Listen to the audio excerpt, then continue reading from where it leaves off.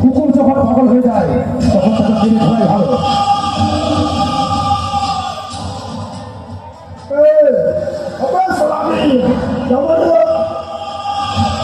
আমার আব্বার খুনে আমি তা জানতে পেরে গেছি।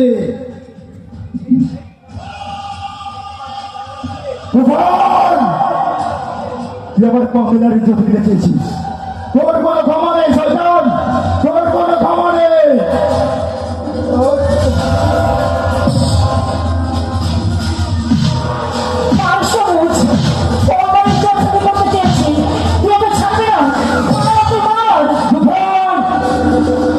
তুই আমার জীবন থেকে কাজলকে শুনেছিস, তুই আমার কাজলকে মেরে ফেলেছিস। তুফান, তোর কোনো ক্ষমা নেই তুফান।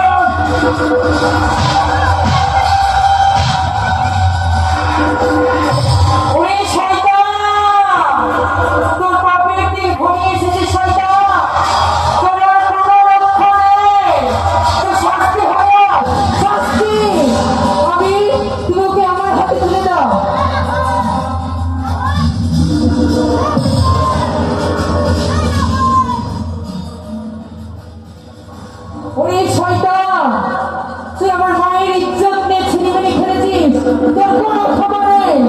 তুই আমার সম্মান ধূলিসাৎ করেছিস, তোর কোনো খবর নেই। তুই আমার ভালোবাসাকে ধ্বংস করেছিস, তাই তোর কোনো খবর নেই। তাই তো তোদের মতো শয়তানদের চতুর্ভাষার জন্ম হয়নি বাংলার বুকে। তোদের মতো শয়তানদের নাশ করতে বরং আমরা ফিরে আসি মহিষাসুর মধ্যে রূপে এই বাংলা।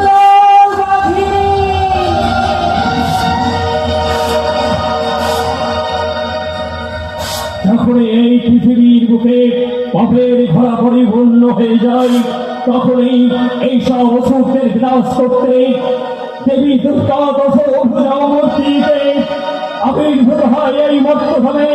তাই তো এসে গেছে এই বাংলার বুকে বাংলার পাখি।